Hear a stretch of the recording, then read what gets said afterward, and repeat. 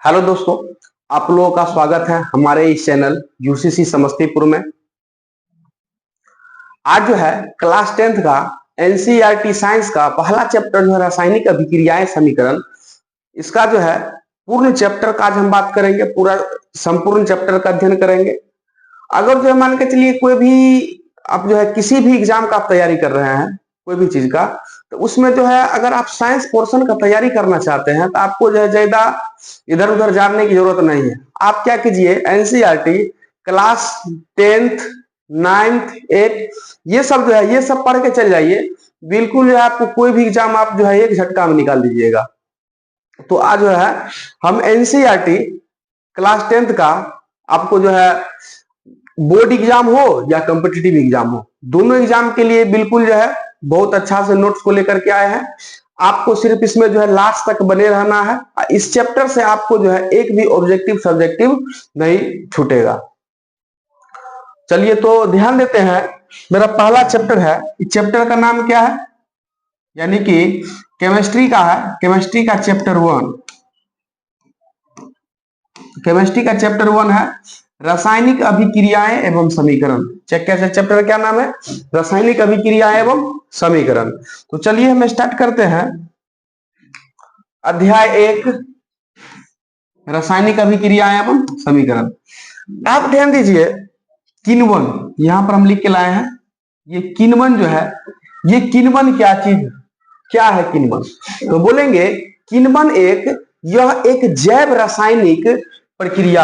किण्वन क्या है? हम बोलेंगे यह एक जैव रासायनिक प्रक्रिया है जिसमें सूक्ष्म जीवों द्वारा, ये जो किण्वन है यह एक जैव रासायनिक प्रक्रिया है जिसमें सूक्ष्म जीवों द्वारा जटिल कार्बनिक यौगिक जो है, जटिल कार्बनिक यौगिक जैसे हम शर्करा को बात करेंगे, इसको सरल यौगिक जैसे अल्कोहल, एसिड, कार्बन डाइऑक्साइड में बदला जाता है जो ऑक्सीजन की अनुपस्थिति में होता है।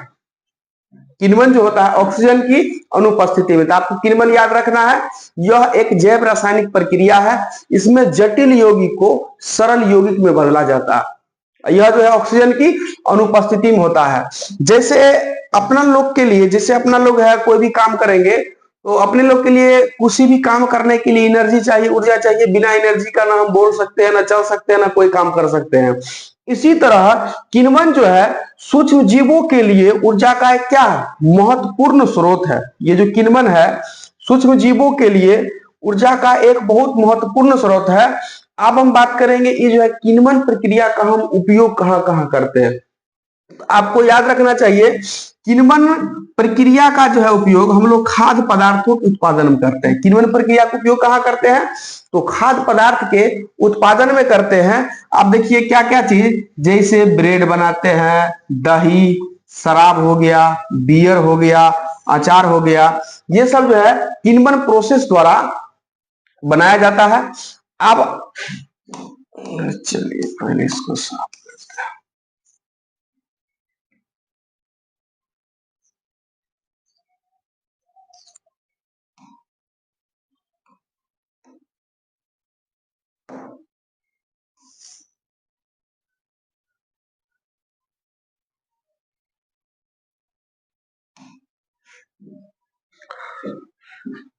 आप जो है रासायनिक परिवर्तन और भौतिक परिवर्तन के बारे में क्लास 9th में पढ़े होंगे, उससे भी पहले 8 में भी पढ़े होंगे।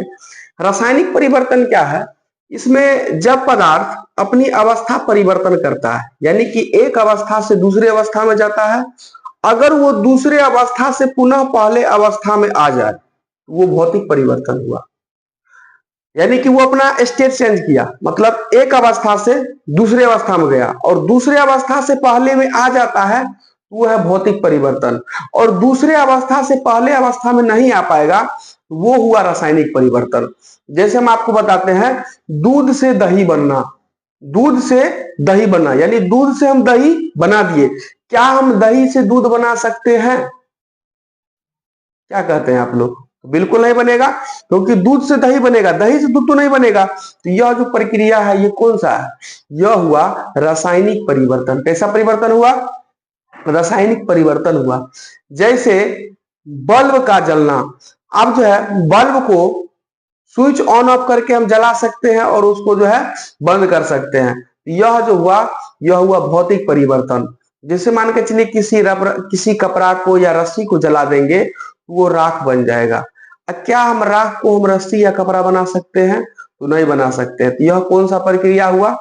यह हुआ आपका रासायनिक परिवर्तन।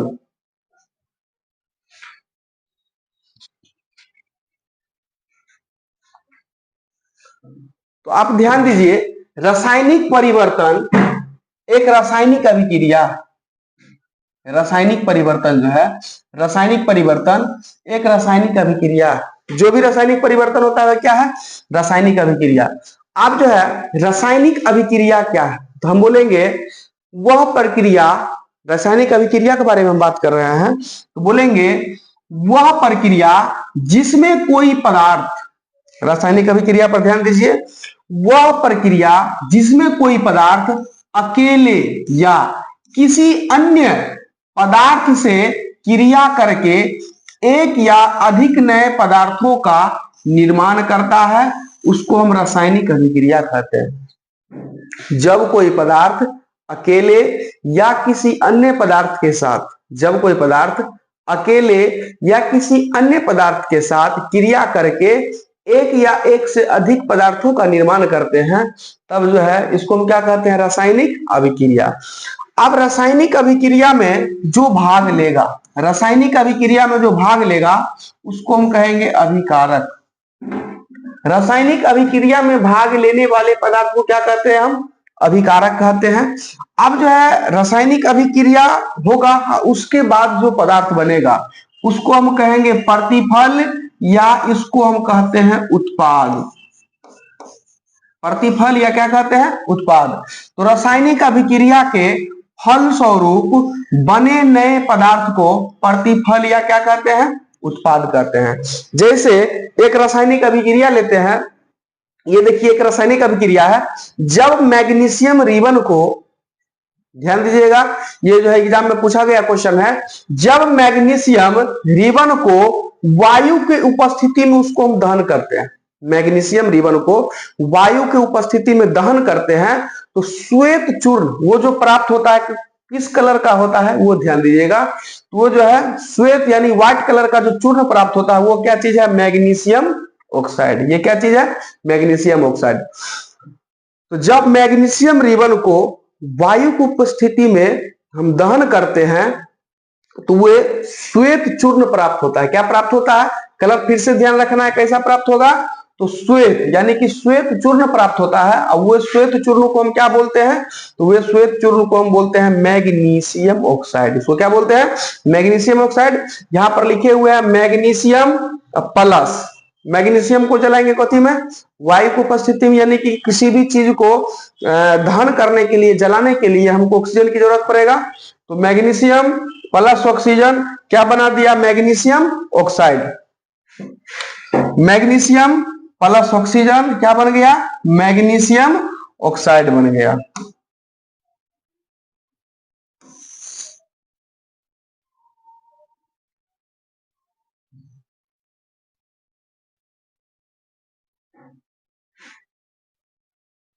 आप यहां पर ध्यान दीजिए, ये जो है रासायनिक अभिक्रिया में भाग लिया तो इसको हम क्या कहेंगे? अभिकारक। रासायनिक अभिक्रिया में जो भाग लेता है उसको कहते हैं अभिकारक। और रासायनिक अभिक्रिया के फलस्वरूप जो चीज बनता है उसको क्या बोलते हैं? उसको आप बोल सकते हैं उत्पाद, या क्या बोल सकते हैं? प्रतिफल।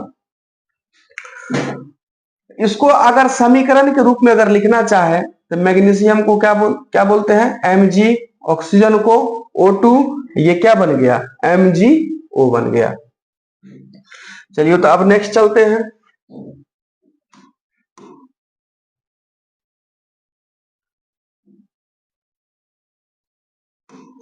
आप ध्यान दीजिए, जब रासायनिक अभिक्रिया होगा, जब रासायनिक अभिक्रिया होगा तब जो है अवस्था में परिवर्तन होगा। रासायनिक अभिक्रिया के फलस्वरूप क्या होता है? अवस्था में परिवर्तन। जैसे दूध से हम दही बना दिए तो दूध था द्रव अवस्था में और दही क्या चीज हो गया, दही हो गया आपका ठोस, सॉलिड स्टेट में हो गया, ठोस अवस्था में हो गया।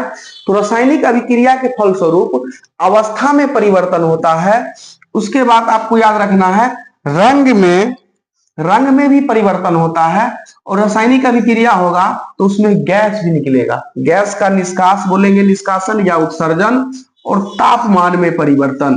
तो रासायनिक अभिक्रिया के फलस्वरूप तुम्हारा ये सब चीजें होगा, आप याद रखिएगा। अवस्था में परिवर्तन, रंग में परिवर्तन, गैस का निष्कासन या उत्सर्जन, उसके बाद तापमान में परिवर्तन। ये सब आपको रासायनिक अभिक्रिया के फलस्वरूप होगा, याद रखना है।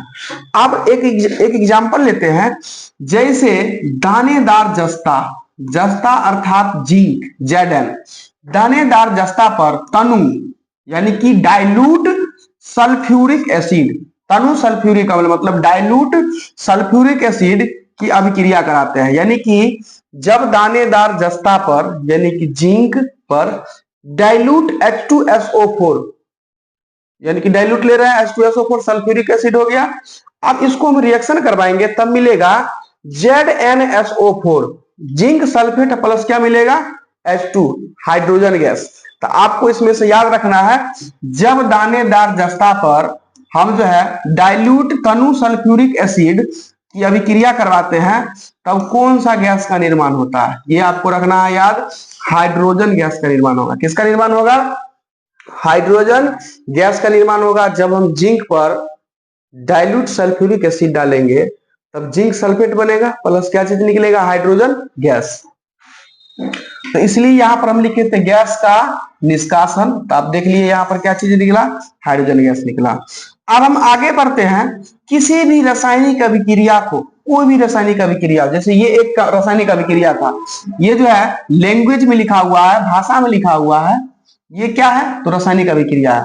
ये जो आप देख रहे हैं लैंग्वेज में जो लिखा हुआ है, यह है रासायनिक अभिक्रिया, रासायनिक अभिक्रिया। लेकिन नीचे में जो हम ये लिखे हैं ये है रासायनिक समीकरण।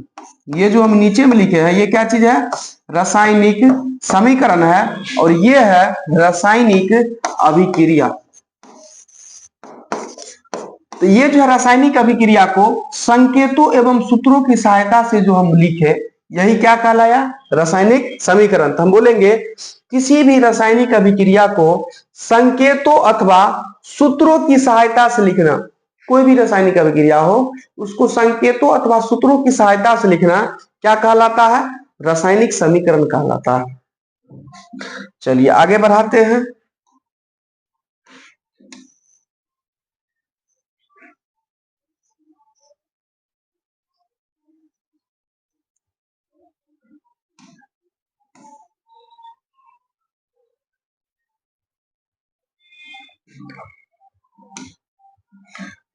तो रासायनिक अभिक्रिया, रासायनिक समीकरण, एग्जाम्पल भी देखते चलते हैं।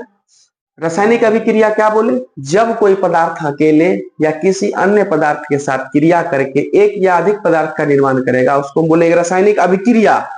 और उस अभिक्रिया को संकेत एवं सूत्रों की मदद से जो हम लिखेंगे इसको हम कहेंगे रासायनिक समीकरण। और रासायनिक अभिक्रिया में जो चीज भाग लेगा उसको हम बोलेंगे अभिकारक। और अभिक्रिया के फलस्वरूप जो पदार्थ बनेगा नया उसको हम बोलेंगे प्रतिफल। आप देखते हैं रासायनिक समीकरण को लिखने का तरीका। रासायनिक समीकरण को हम किस प्रकार लिखते हैं, तो देखिए रासायनिक समीकरण में एक साइड में आपको क्या मिलेगा, अभिकारक, और एक अभिकारक, और एक साइड में आपको मिलेगा प्रतिफल। तो अभिकारक और प्रतिफल के बीच हम तीर के चिन्ह का प्रयोग करते हैं, यानी कि अभिकारक और प्रतिफल, इस दोनों के बीच तीर का चिन्ह का प्रयोग करते हैं।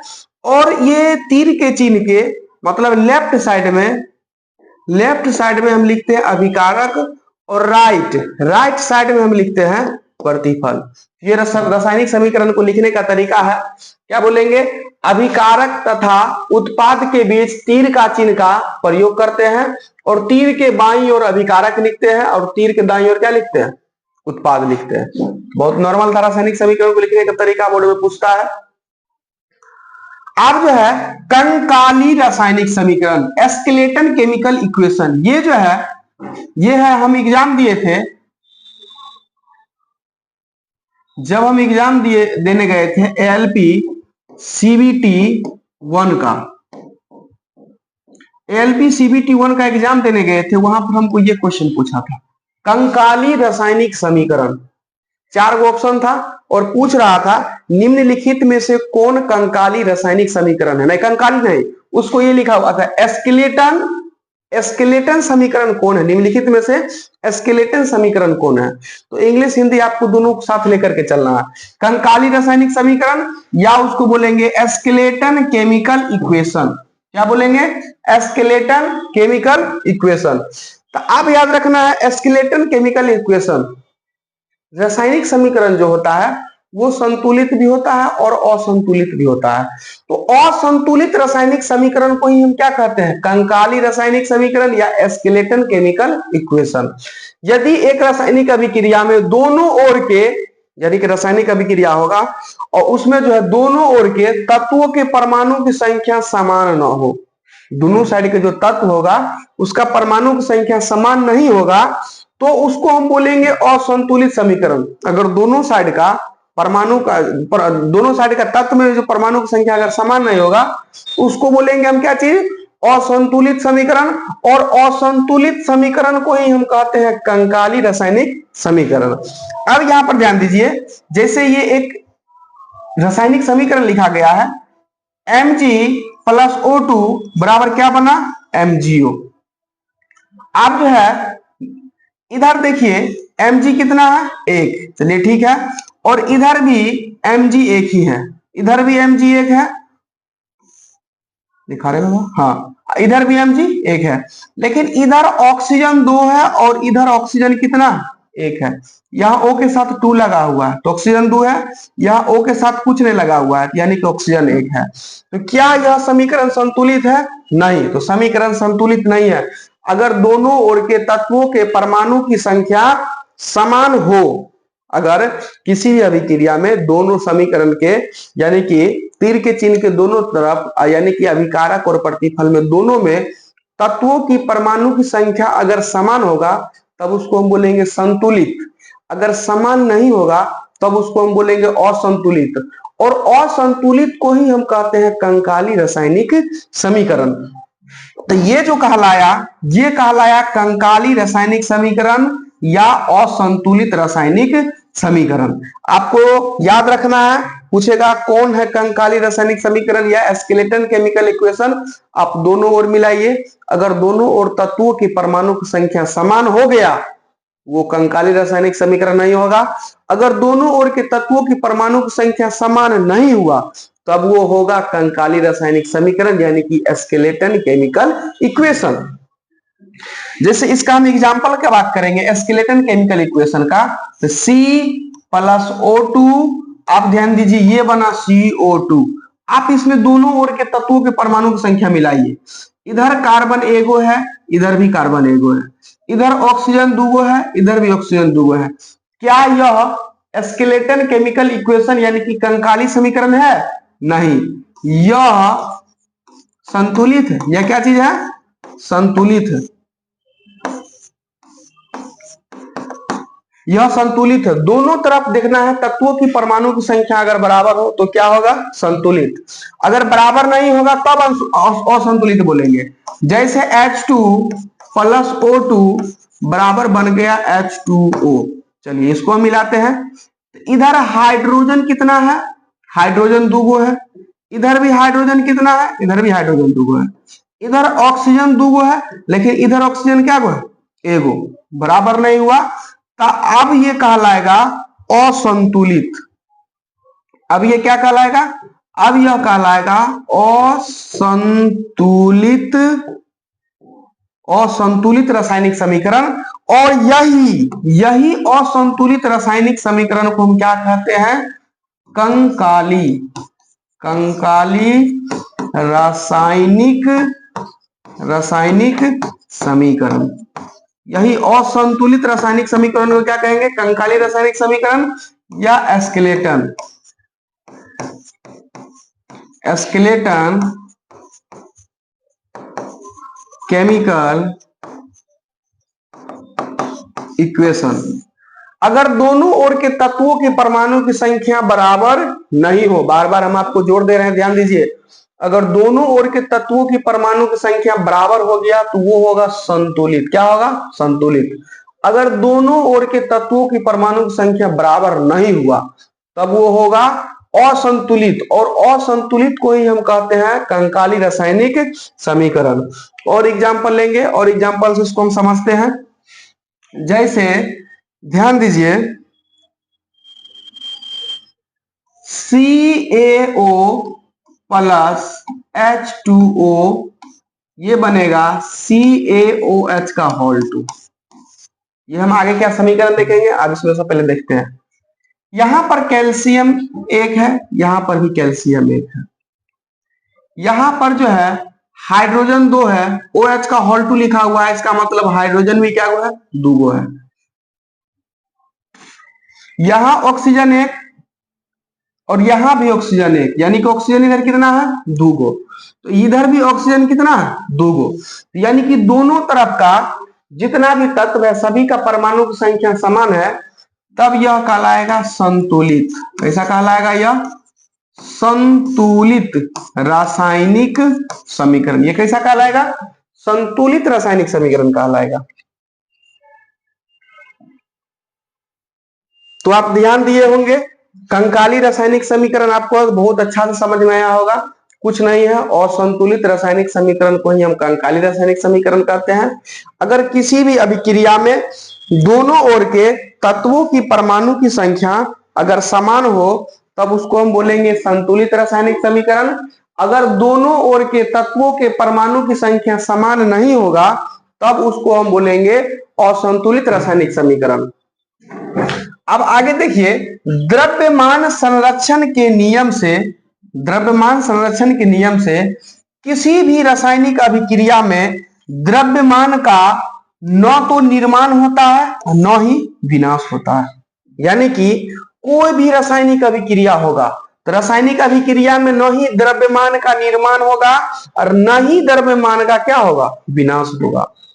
जैसे एकदम नॉर्मल एग्जांपल हम लेते हैं, नॉर्मल एग्जांपल जैसे शरबत, घर में शरबत बनता है तो चीनी और पानी का शरबत बना देते हैं। अगर हम पानी में मान के चलिए अगर 500 ग्राम चीनी दे करके अगर जो उसका जो हम सॉल्यूशन यानी कि मिक्सचर तैयार करते हैं, घोल बनाते हैं, तो क्या उसमें चीनी 1 kg हो जाएगा? 500 ग्राम दिए तो 2500 ग्राम रहेगा। तो आपको याद रखना है, रासायनिक अभिक्रिया में कोई भी रासायनिक अभिक्रिया हो तो उसमें ना ही द्रव्यमान का विनाश होगा और ना ही उसमें द्रव्यमान का निर्माण होगा। जितना दिए थे उतना ही रहेगा।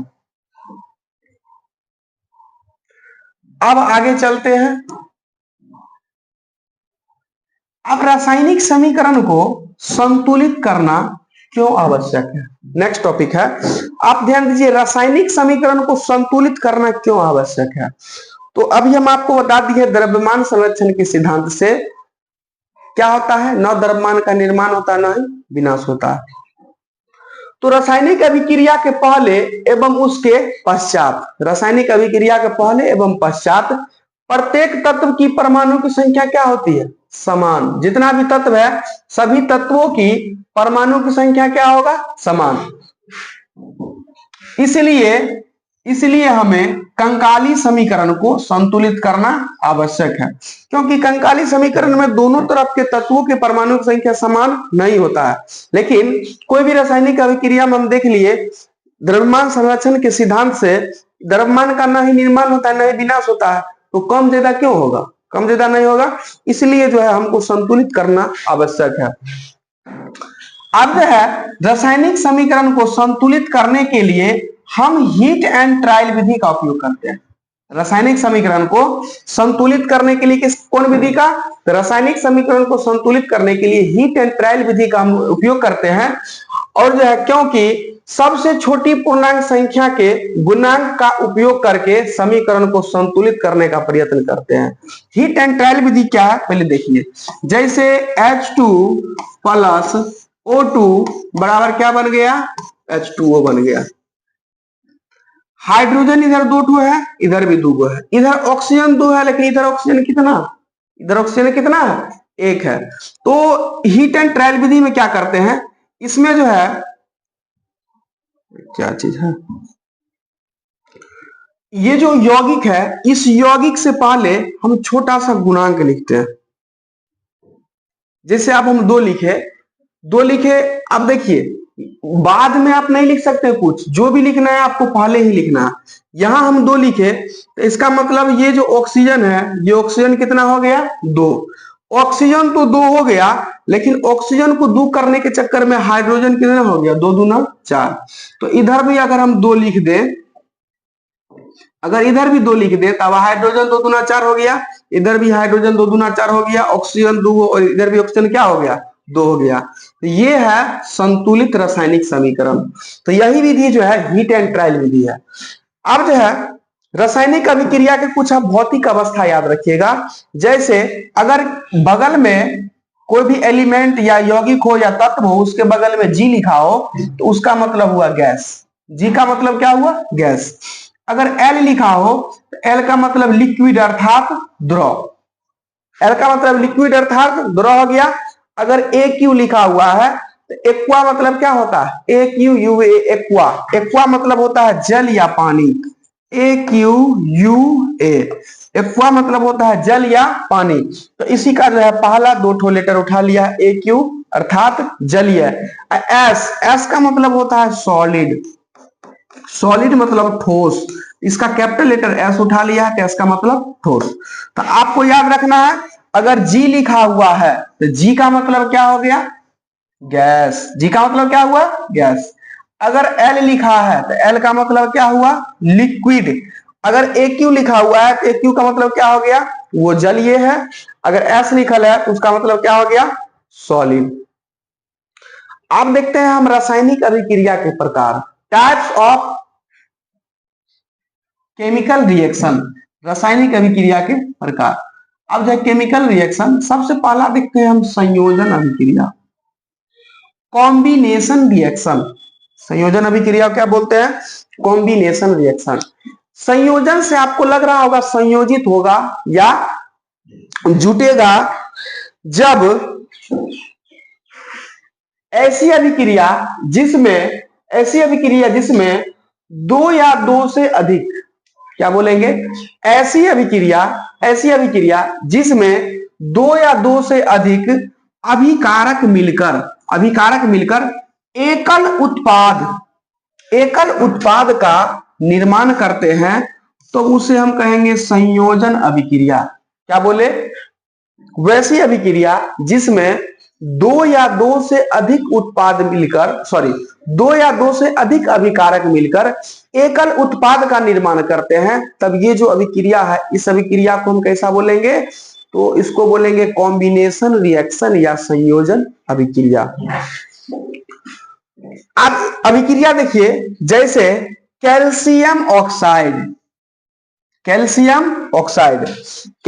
ऑक्साइड बोले तो आप लोग अपने घर में दिवाली के समय चूना करते हैं ना, तो वो जो दुकान से चूना जो खरीद के लाते हैं वो है कैल्शियम ऑक्साइड। वो क्या चीज है कैल्शियम ऑक्साइड। तो कैल्शियम ऑक्साइड उसमें आप डालते हैं पानी, वो चूना खरीद के लाते हैं वो कैल्शियम ऑक्साइड में आप क्या डाल देते हैं पानी।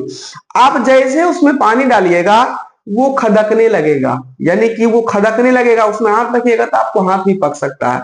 वो खदकने लगेगा और खदक करके वो बना देगा कैल्शियम हाइड्रोक्साइड। क्या बना देगा कैल्शियम हाइड्रोक्साइड। तो जब कैल्शियम ऑक्साइड जल के साथ तीव्रता से अभिक्रिया करके बूझे हुए चूने अर्थात कैल्शियम हाइड्रोक्साइड का निर्माण करके अधिक मात्रा में ऊष्मा उत्पन्न करता है, यह जो संयोजन अभिक्रिया का यह हो गया उदाहरण। तो ये जो है ये लैंग्वेज में जो लिखा गया है यह जो है रासायनिक अभिक्रिया है लैंग्वेज वाला। अब हम देखेंगे इसका समीकरण, यानी कि हम दुकान से खरीद के लाए कैल्शियम ऑक्साइड यानी कि चूना, इसको बिना बूझा चूना या इसको कली चूना भी बोला जाता है, कली चूना। अगर आपसे पूछ दिया कली चूना का रासायनिक सूत्र लिखें, कली चूना का रासायनिक सूत्र लिखें, आपको क्या लिखना है CaO, या आपको बोले कैल्शियम ऑक्साइड फिर भी आप क्या लिखिएगा CaO, या बिना बूझा चूना CaO। तो आप जो चूना खरीद के लाए उस चूना में हम क्या डाल दिए, पानी, H2O, क्या डाल दिए, पानी। अब क्या होने लगेगा, अब रिएक्शन होगा और वो क्या होगा, खदकने लगेगा, और खदकने के बाद बना देगा कैल्शियम हाइड्रोक्साइड, CaOH का हॉल 2, CaOH का हॉल 2, इसको हम बोलते हैं बूझा हुआ चूना। ये क्या हुआ, कैल्शियम ऑक्साइड हम दुकान से खरीद के लाए, यानी कि चूना, और उस चूना में हम पानी डाल दिए, और पानी डालने के बाद वो खदका, खदकने के बाद वो बन गया कैल्शियम हाइड्रोक्साइड। और वो जो है जब चूना खदक गया तो कुछ देर के बाद जब ठंडा हो जाएगा वो, तो वो लेकर के हम दीवार में क्या करेंगे, अपना दीवार को रंगेंगे, कलर करेंगे। तो क्या आप देखिएगा, जैसे हम दीवार को रंगेंगे क्या तुरंत चमकने लगता है, नहीं। तो आप दीवार कलर कीजिएगा, तुरंत बोलिएगा चमक जाए, तो वो तुरंत नहीं चमकेगा, और आपको लगेगा क्या यहाँ पर थोड़ा सा कम ही कलर लगा, अब 2 बार 4 बार उसको पोत रहे हैं, नहीं। वो जो है जब आप वो जो है कैल्शियम हाइड्रोक्साइड जब उसका जो है दीवार पर कलर कर रहे हैं, तुरंत वो उसका जो है चमक नहीं आएगा। वो क्या होता है, कैल्शियम हाइड्रोक्साइड ये जो है हवा में जो कार्बन डाइऑक्साइड है, ये कार्बन डाइऑक्साइड से अभिक्रिया करता है। कैल्शियम हाइड्रोक्साइड ये कार्बन डाइऑक्साइड से क्या करता है, अभिक्रिया करके वो बना देता है कैल्शियम कार्बोनेट, CaCO3। ये ध्यान दीजिए,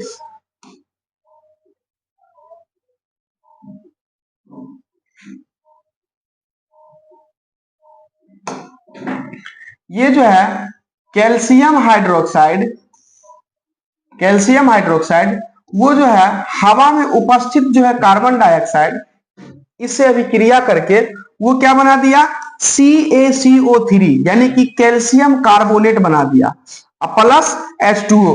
तो वो कैल्शियम कार्बोनेट बना दिया, अब वो ठोस हो गया, और जो तब आपको जो दीवार चमकने लगेगा।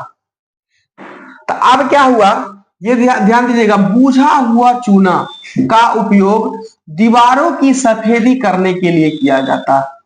बूझा हुआ चूना अर्थात, बूझा हुआ चूना अर्थात कैल्शियम हाइड्रोक्साइड, CaOH का हॉल 2, क्या चीज, CaOH का हॉल 2, ये क्या है, बूझा हुआ चूना।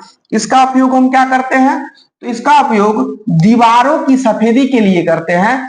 कैल्शियम हाइड्रोक्साइड आपको हम बता दिए हैं, वायु में उपस्थित कार्बन डाइऑक्साइड यानी कि CO2 के साथ धीमी गति से अभिक्रिया करके दीवारों पर कैल्शियम कार्बोनेट की एक पतली परत बना देता है। सफेदी करने के 2-3 दिन बाद कैल्शियम कार्बोनेट का निर्माण होता है। जब हम दीवार को रंगेंगे, सफेदी करेंगे, तो उसके 2-3 दिन के बाद क्या होगा, कैल्शियम कार्बोनेट का निर्माण होगा। उसके बाद जो है आपका दीवार चमकने लगेगा। तो आपको याद रखना है CaOH का हॉल 2, CaOH का हॉल 2, इसको हम क्या बोलते हैं, इसको हम बोलते हैं कैल्शियम हाइड्रोक्साइड। ये जो है CaOH का हॉल 2 क्या चीज है, कैल्शियम हाइड्रोक्साइड। ये जो है हवा में उपस्थित कार्बन डाइऑक्साइड के साथ अभिक्रिया करके CaCO3 अर्थात कैल्शियम कार्बोनेट बना दिया।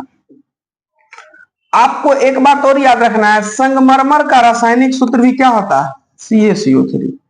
कैल्शियम कार्बोनेट का तो CaCO3 होता ही है, और संगमरमर का भी रासायनिक सूत्र क्या होता है, तो संगमरमर का भी क्या होगा, तो CaCO3।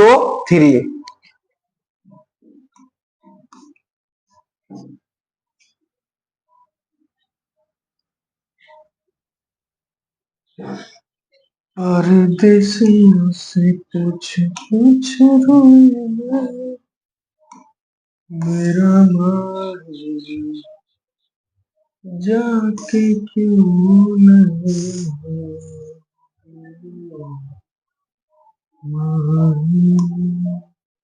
चलिए अब हम देखते हैं एग्जाम्पल्स ऑफ कॉम्बिनेशन रिएक्शन, संयोजन अभिक्रिया की एग्जाम्पल। आपको संयोजन अभिक्रिया क्या बताया है, जब 2 या 2 से अधिक अभिकारक मिलकर एक उत्पाद बनाएगा। तो आप देखिए इधर कितना है 2, इधर कितना है 1, संयोजन अभिक्रिया।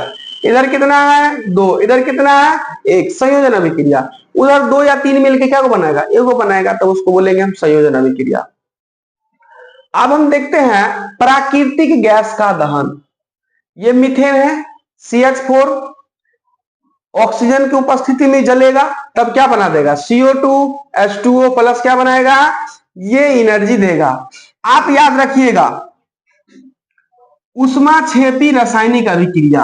अब जो है ऊष्माक्षेपी रासायनिक अभिक्रिया क्या है, तो जिन अभिक्रियाओं में उत्पाद के निर्माण के साथ साथ ऊष्मा भी उत्पन्न होती है, मतलब जिस अभिक्रिया में अभिक्रिया होगा, तो जो अभिक्रिया में उत्पाद के निर्माण के साथ साथ, जिस अभिक्रिया में उत्पाद के निर्माण के साथ साथ क्या चीज, किधर गया रे बाबा, इधर आ, उत्पाद के निर्माण के साथ साथ ऊष्मा भी उत्पन्न होगा, तब उसको हम बोलेंगे ऊष्माक्षेपी अभिक्रिया। क्या बोलेंगे, ऊष्माक्षेपी अभिक्रिया। याद रखना है आपको, जिस अभिक्रिया में उत्पाद के साथ साथ ऊष्मा निकलेगा, जैसे हम वहां पर कैल्शियम ऑक्साइड में जल डाले थे तो कैल्शियम हाइड्रोक्साइड बना था और जो है बहुत ज्यादा हीट निकला था, ऊष्मा निकला था। आपको एक बात और याद रखना है, श्वसन एक ऊष्माक्षेपी अभिक्रिया है। श्वसन क्या है, रेस्पिरेशन। श्वसन एक ऊष्माक्षेपी अभिक्रिया है। आपको क्या लगता है हम सांस लेते हैं छोड़ते हैं यह श्वसन है? नहीं, ये श्वसन नहीं है, इसको हम कहते हैं ब्रीदिंग। श्वसन एक पूरा होल प्रक्रिया है। जैसे आप कोई भी खाना खाते हैं, कोई भी खाना खाए, मुंह से चबाए, अंदर गया, अब जो है मशीन उसको जो है पचाना स्टार्ट किया, मशीन पचाना स्टार्ट किया, तो जितना भी मतलब खाना खाते हैं, तो भोजन का मुख्य घटक का आगे में बात करेंगे हम। भोजन का मुख्य घटक यानी क्या क्या भोजन हम करते हैं, तो उसमें क्या क्या चीज मिलेगा, उसमें मिलेगा कार्बोहाइड्रेट,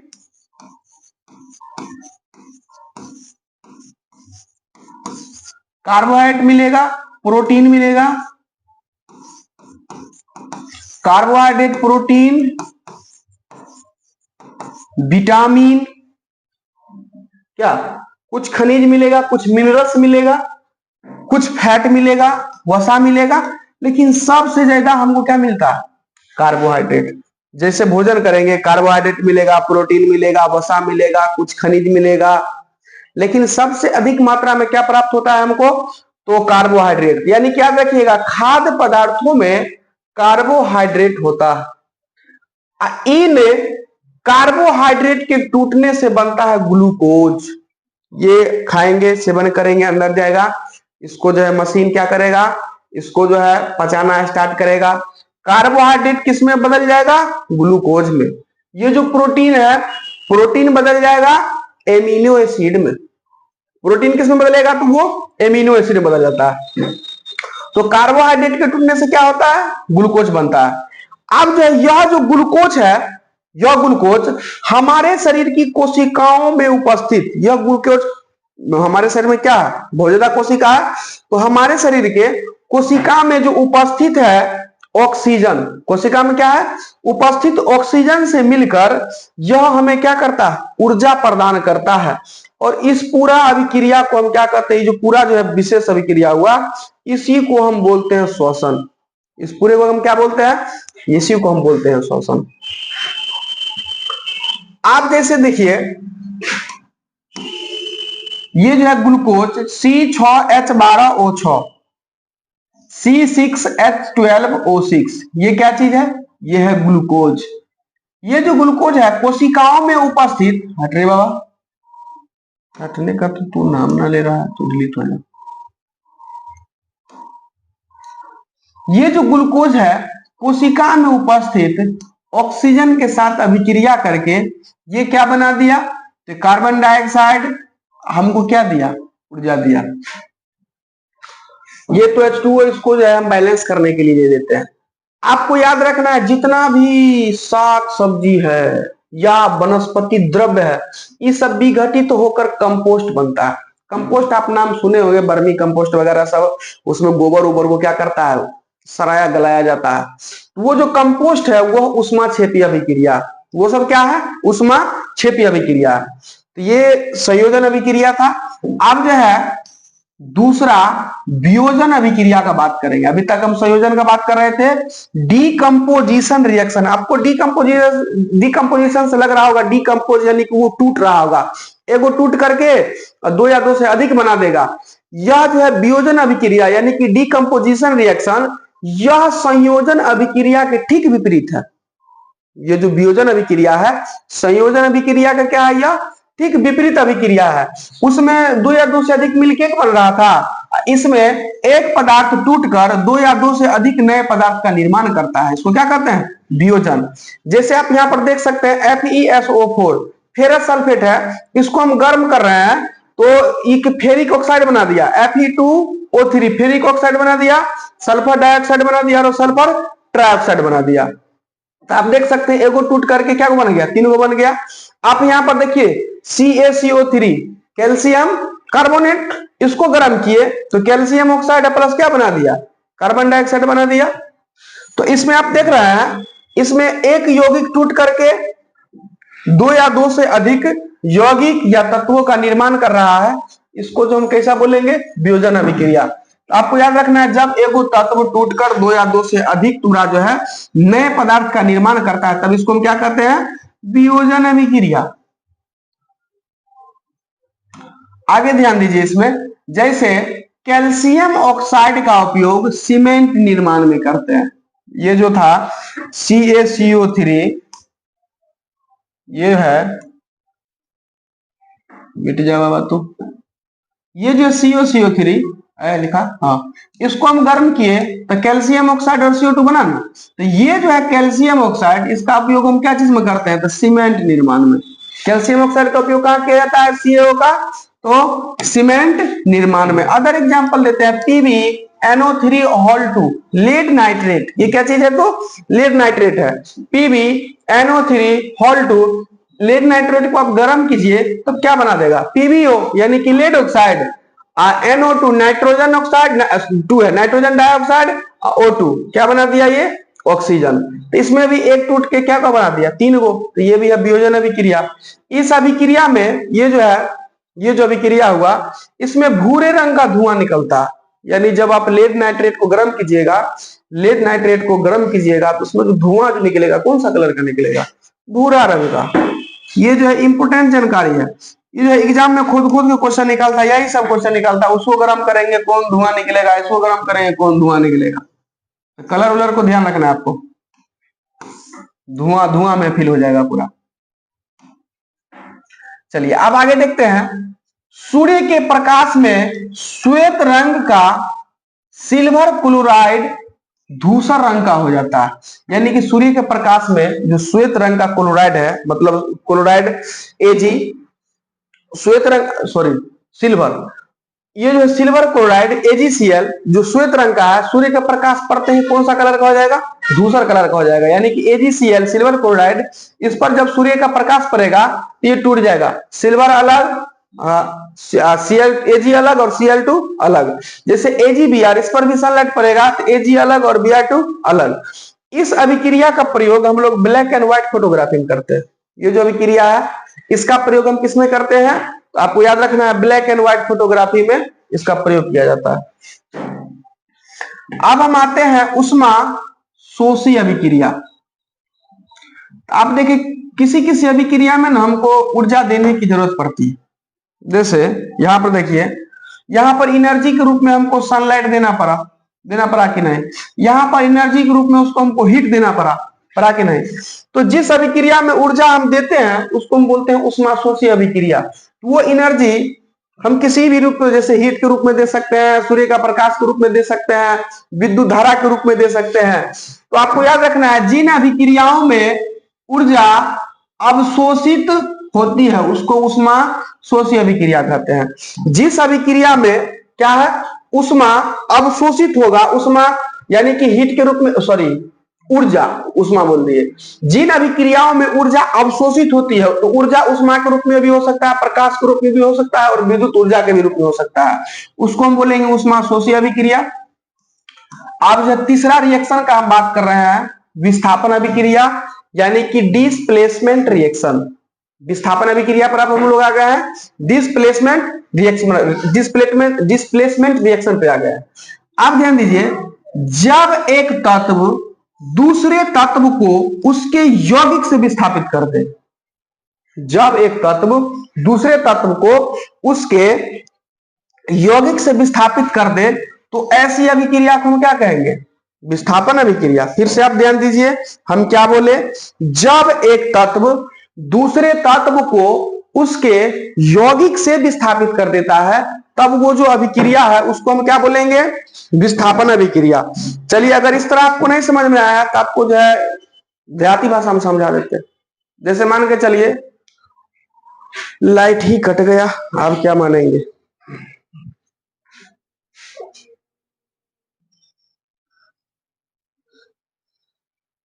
मोरे बबुआ को नजर न लागे। पढ़ ले भाई, पढ़ ले।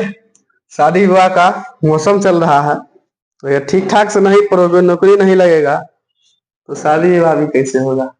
चलिए, तो लाइट ही कट गया था, स्टार्ट करते हैं। विस्थापन अभिक्रिया पढ़ा रहे थे। तो विस्थापन अभिक्रिया यानी कि डिस्प्लेसमेंट रिएक्शन। विस्थापन अभिक्रिया को इंग्लिश में क्या बोलते हैं? Displacement reaction. आपको ये हम समझा चुके थे, जब एक तत्व दूसरे तत्व को उसके यौगिक से विस्थापित कर दे, जब एक तत्व दूसरे तत्व को उसके यौगिक से विस्थापित कर दे, तब ऐसी अभिक्रिया को हम क्या कहेंगे? विस्थापन अभिक्रिया।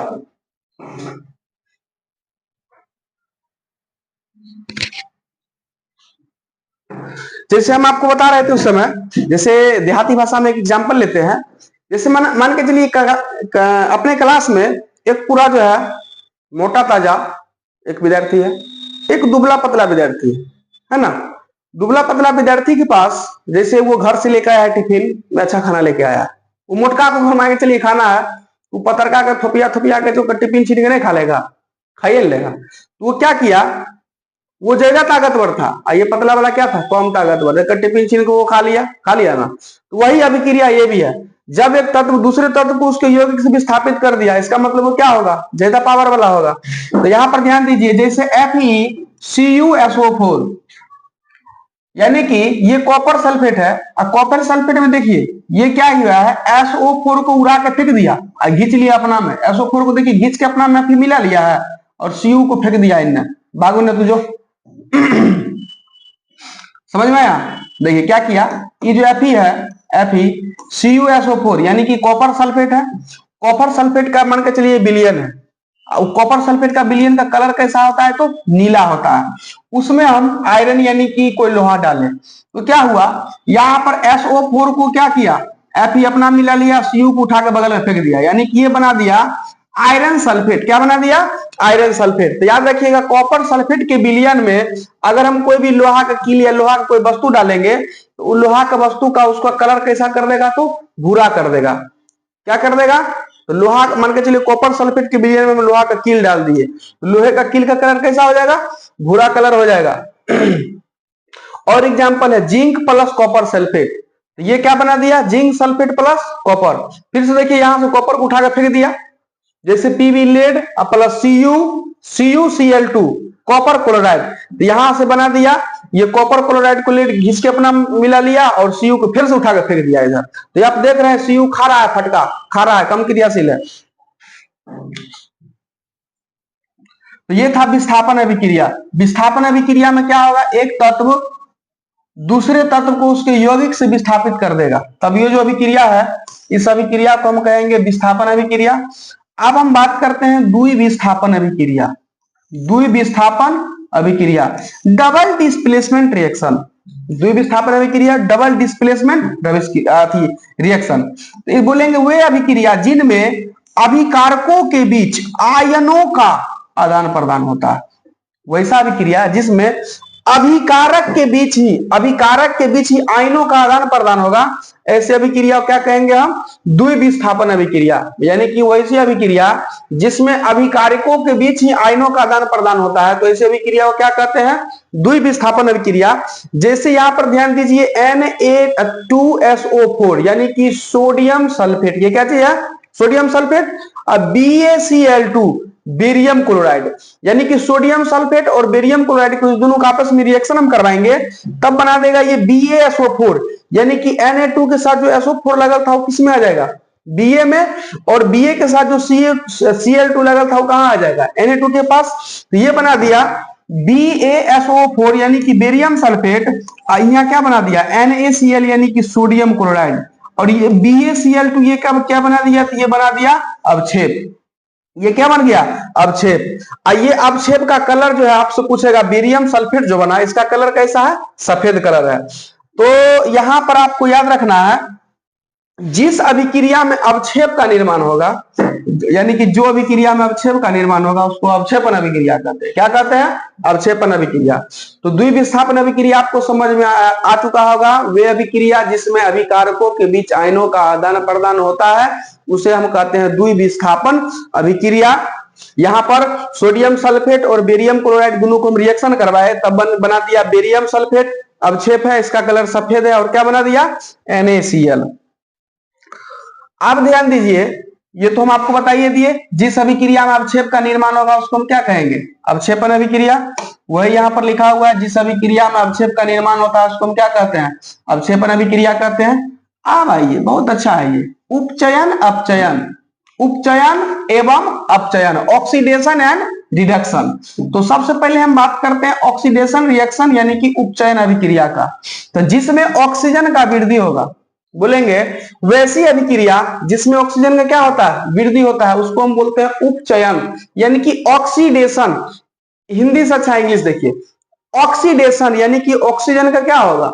ऑक्सीजन जुटेगा, ऑक्सीजन का वृद्धि होगा। ऑक्सीडेशन में क्या होगा? ऑक्सीजन का वृद्धि होगा, ऑक्सीजन जुटेगा, उसको हम बोलेंगे उपचयन अभिक्रिया यानी कि ऑक्सीडेशन रिएक्शन। जैसे Cu+O2, गर्म कीजिए, आप इसको गर्म करेंगे कॉपर को, तो क्या बना देगा? Copper oxide. क्या बना देगा? Copper oxide. देखिए यहां पर ऑक्सीजन जुट गया ना। तो कॉपर चूर्ण को जब हम गर्म करेंगे तो उसकी सतह पर देखिए, एक डिश पर रख करके, चाइनीज डिश में, हम उसमें जो है कॉपर को गर्म करेंगे, तो ओकर जो है कॉपर के, जैसे मान के चलिए इसमें हम कॉपर को गर्म कर रहे हैं, ठीक। तो ये जो कॉपर है इस पर गर्म कर रहे हैं, तो एक ऊपर का परत यानी कॉपर के ऊपर का परत में वो बन जाएगा कॉपर ऑक्साइड। ऊपरी परत में क्या बन जाएगा?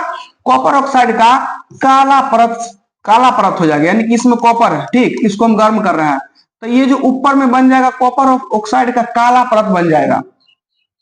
अब जो है अपचयन अभिक्रिया है, तो जिसमें ऑक्सीजन का ह्रास होगा और हाइड्रोजन का वृद्धि, यानी कि इसको हम बोलते हैं रिडक्शन रिएक्शन। तो वैसी अभिक्रिया जिसमें ऑक्सीजन का क्या होता है? ह्रास, तथा हाइड्रोजन का होता है वृद्धि।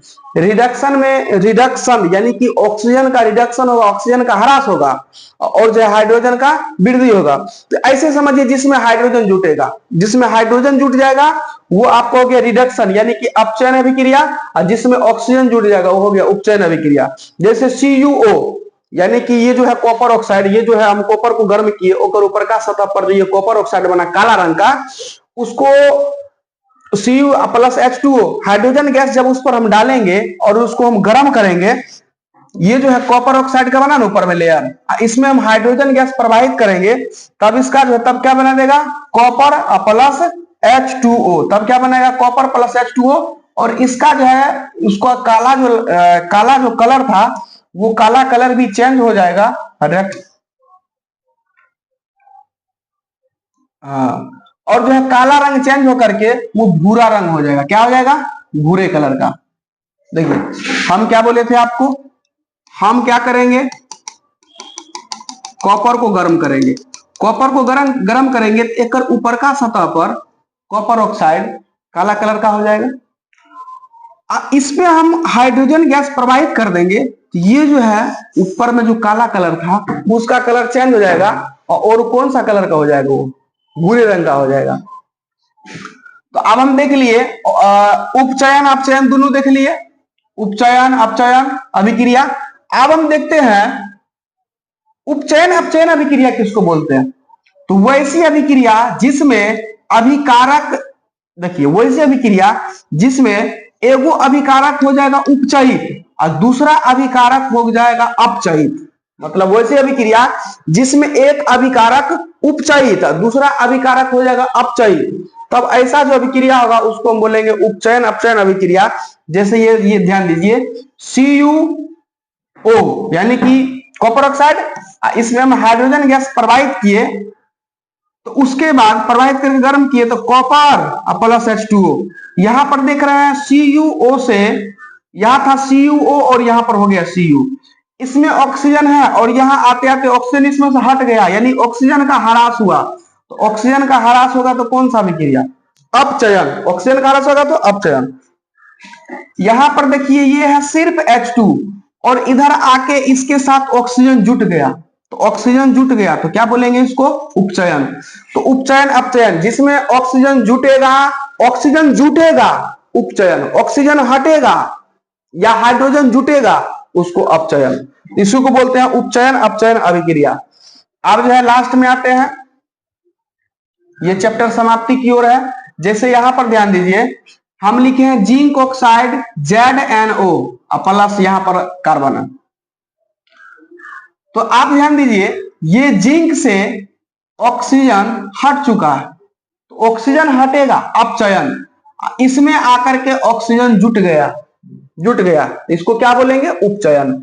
जैसे MnO2 प्लस यहां पर HCl, तो यहां पर ध्यान दीजिए ये ऑक्सीजन इसमें से हट गया, Mn यहां पर देखिए MnO2 है लेकिन यहां पर ऑक्सीजन है नहीं ना, तो ये ऑक्सीजन हट गया अपचयन।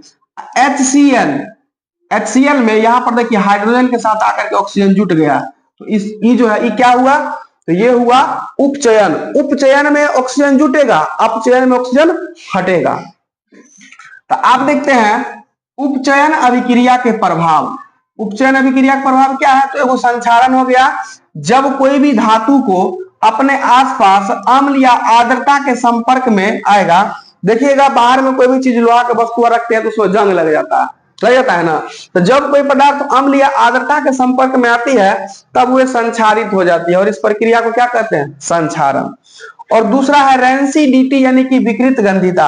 आप देखे होंगे गर्मी के दिनों में भोजन सुबह में बनता है और शाम होते होते वो अरुआ जाता है ना, महकने लगता है, उसका स्वाद बदल जाता है, उसका गंध बदल जाता है।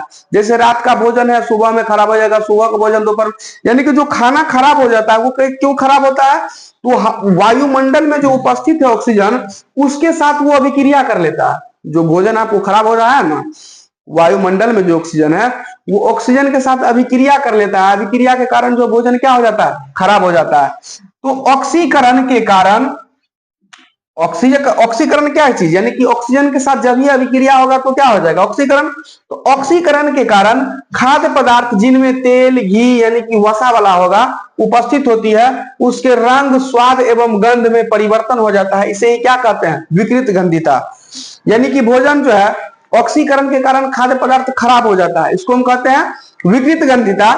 तो आप जो है विकृत गंधिता से बचाने के लिए हम क्या करेंगे, तो आप वो उपाय सोचिए जहां पर ऑक्सीजन के साथ वो खाद्य पदार्थ रिएक्शन को हम करें। आप उसको फ्रिज में रख दीजिए।